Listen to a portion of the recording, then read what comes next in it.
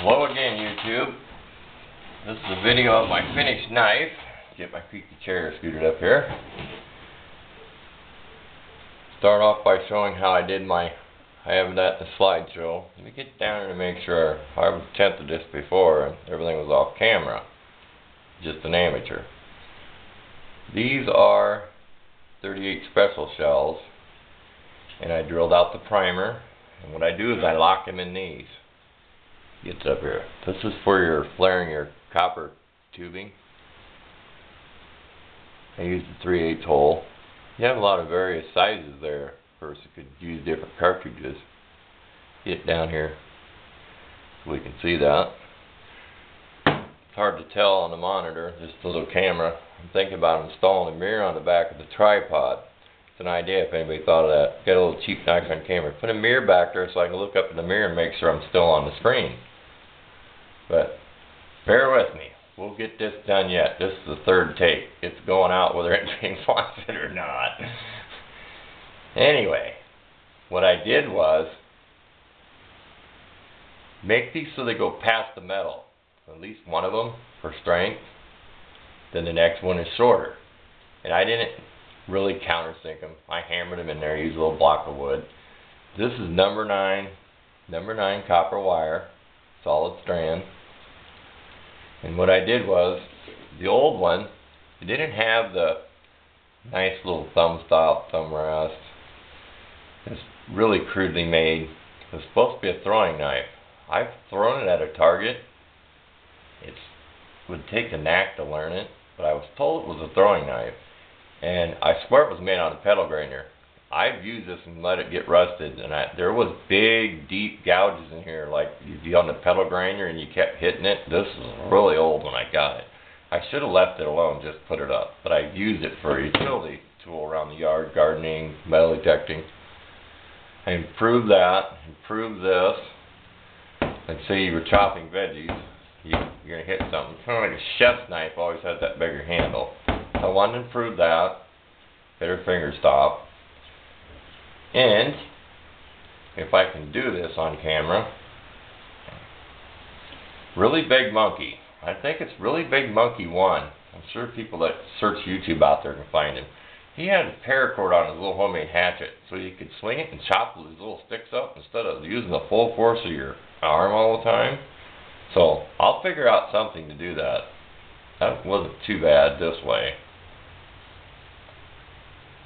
Something like that. But I just thought I'd show it. I do have a picture of my slideshow of the dimensions. If it isn't drawn good enough, let me know and I will try to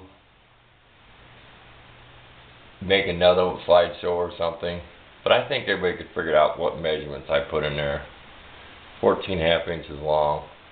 This is black walnut off a tree branch we had cut down on our big giant tree in the yard. And I had a piece split. I sawed it with a skill saw in the vise. I don't have a bandsaw. So I got it close to the thickness I wanted. Then I roughed it out. I used my, if I can find it, Japanese back saw to like get your wood thinner, or a saw this way to make it thinner. It takes a lot of work.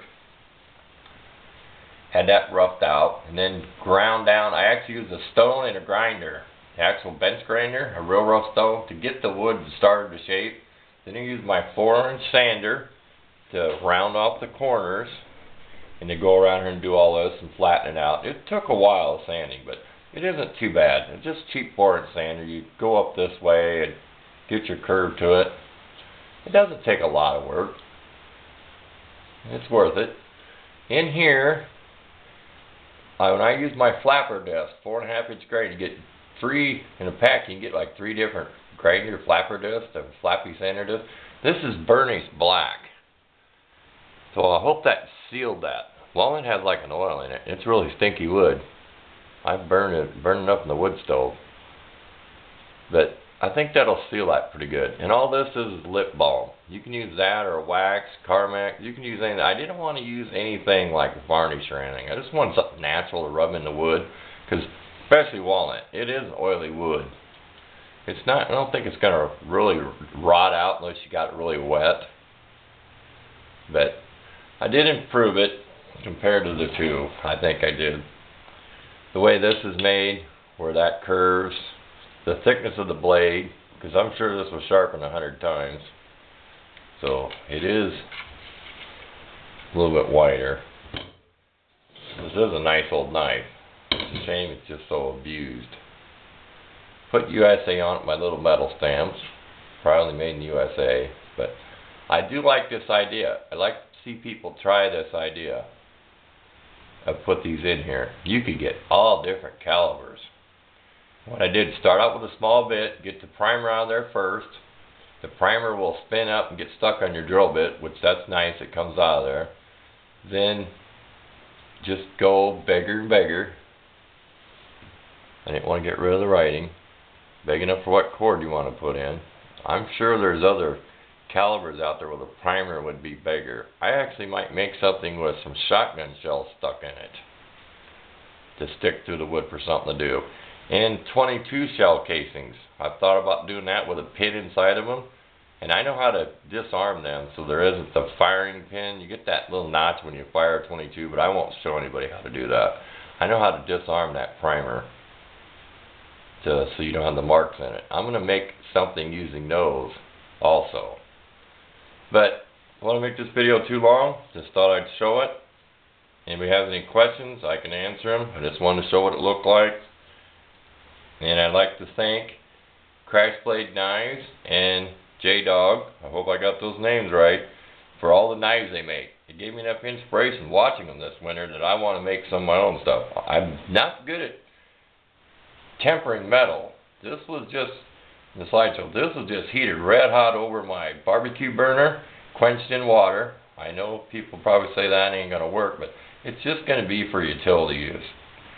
If I get into doing this, I'll learn how to do the forge and the tempering, put it in the oil. But I just wanted something just to chop up my firewood sticks with, my little stoves and barbecues. And just to practice, see if I enjoy doing this. If I enjoy doing it, I'll make a few more in the winter time. But we'll call it good on this video, and thanks for watching.